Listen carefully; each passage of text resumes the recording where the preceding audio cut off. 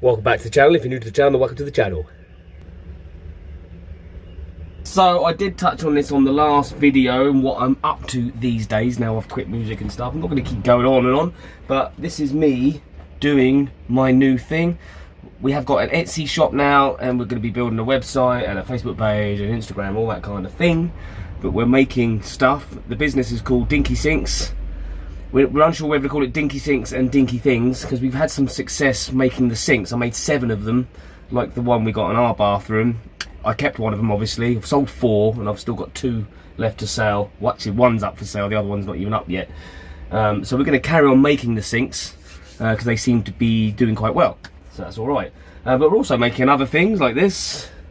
Out of sea glass, we're making jewellery and stuff. I'll show you around the workshop, if you will. So this is like a wind chime sun catcher deal with some really cool bits of sea glass that we found.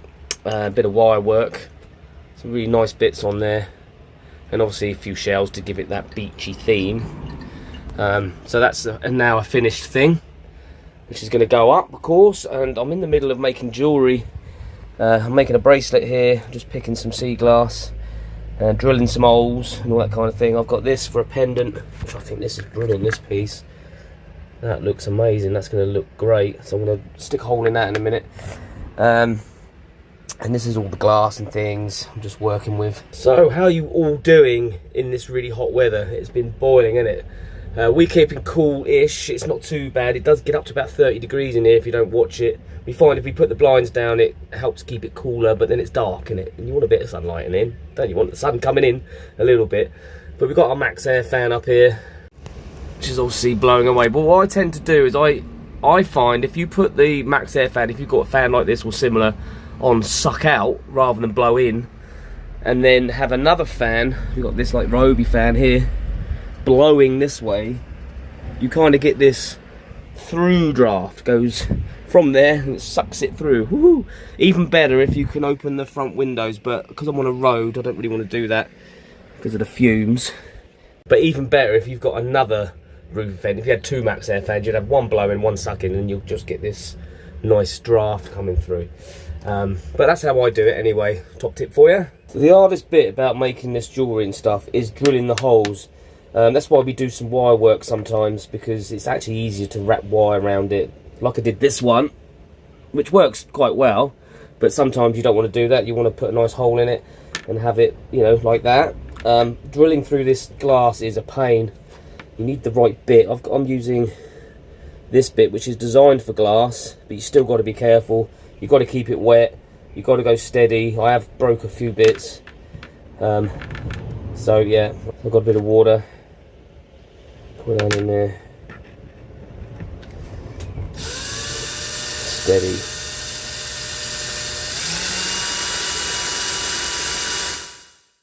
There's a couple of bits I made today. Bit of wire work on the bracelet. I think looks quite nice. And this, which took freaking ages to drill through. And I had to make all this as well. But that's cool, it's worked out alright. You get a better idea of that one with the light behind it. I really love that piece of glass, it's gorgeous.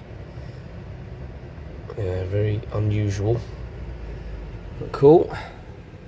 And the same with the bracelet. Get a different light. Looks pretty smart. Well, I think they look pretty smart. You might not. But anyway, that's been a lot of fun actually. Didn't realise the time. It goes by so quick when you're busy, doesn't it? So that's what I'm going to be doing. I'm going to be carrying on doing lots of that over the coming days. I'm not going to show you any more of it because it gets a bit boring, isn't it? But if you are interested in our Etsy stuff, then links in the description if you want to visit the shop. There's not a lot in there at the moment, but there will be lots of stuff coming, including some new funky sinks and stuff. And we're going to be expanding into other things as well, which can go in tiny homes, tiny homes, or vans, or motorhomes, or whatever you want. So yeah, show you something else we made. Mrs H made this. How cute is that? It's not quite finished yet. She says there's some more stuff going to go on it, but that's cool, isn't it? Put shoes in it. Look, she made that. Brilliant. And we also made this for our bathroom, because we used to have a door on here, but we put this on here and made that. Good morning. It is the next day. Complete contrast today. It's horrible out there. It's cloudy and it's going to rain, I think. So no solar. I was going to move the van into a spot where there's going to be sunshine. But there's no point. I might as well just stay here. So I'm going to crack on. In battery news, and this isn't like me to have not noticed this, but we put the new Fogstar battery in, the 628 amp hour. Everything's cool, except it trips out when it gets to about 1,000 watts. It either trips the breaker or it trips the inverter. Most of the time it trips the inverter. I did notice there's a voltage drop of about 0.2 volts from the battery to the breaker, which apparently is okay, but there's a further 0.1 or more from the breaker to the inverter, which is shouldn't really be doing that. So when I had load on it, I had 12.8 volts at the battery and I had 12.5 volts at the inverter, roughly, right? When I did it with my voltmeter thingy. Investigating the cable size, because I thought, well, maybe the breaker needs changing for a better one, and all that kind of thing. But I was looking at the cable sizing, and these are the cables that came with the inverter when I first bought it 2 years ago. And they're rated as like an American gauge 4 AWG, right?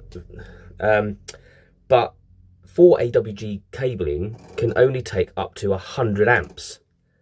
The battery, even our last battery, is capable of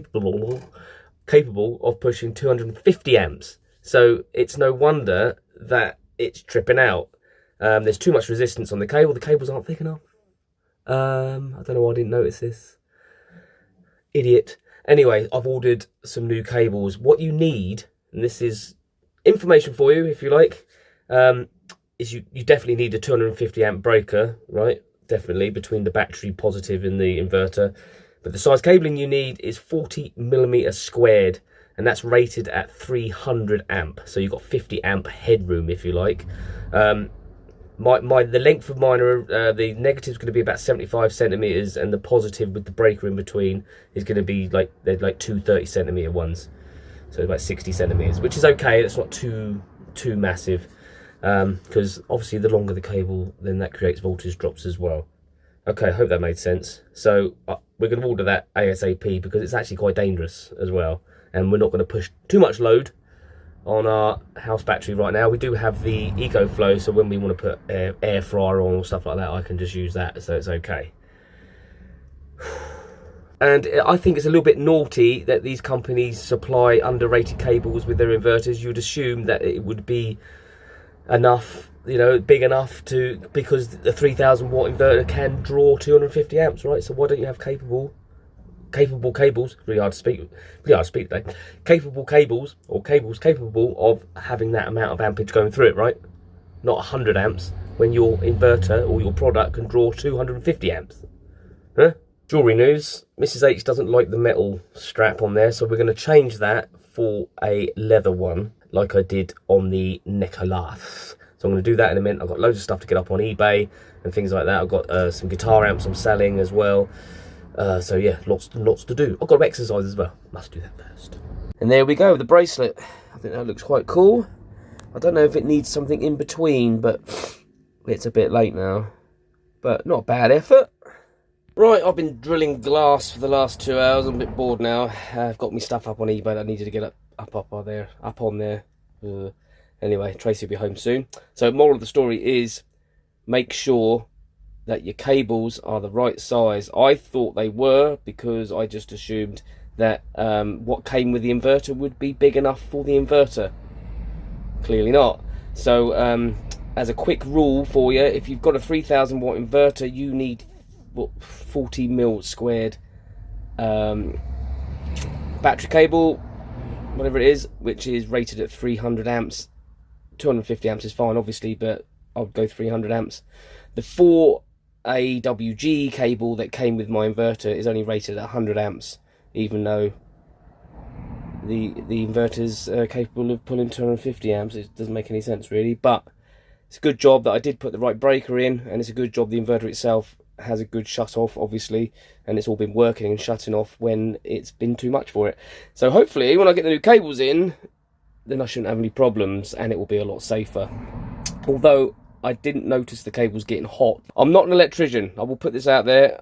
I've only done what I've done to the van through trial and error, learning off of YouTube, getting little bits of advice here and there. So that's my advice. Be safe. Make sure if you buy an inverter, the cables are man enough for your battery. Okay, and put a breaker there as well. Make sure it's got a breaker. Alright, love you and leave you. God bless you. See you in the next one. We'll ride these roads forever, side by side we'll chase the sweetest moments whispered in our little space. With laughter and loving every turn we take, this thing called amazing grace, no chance will break.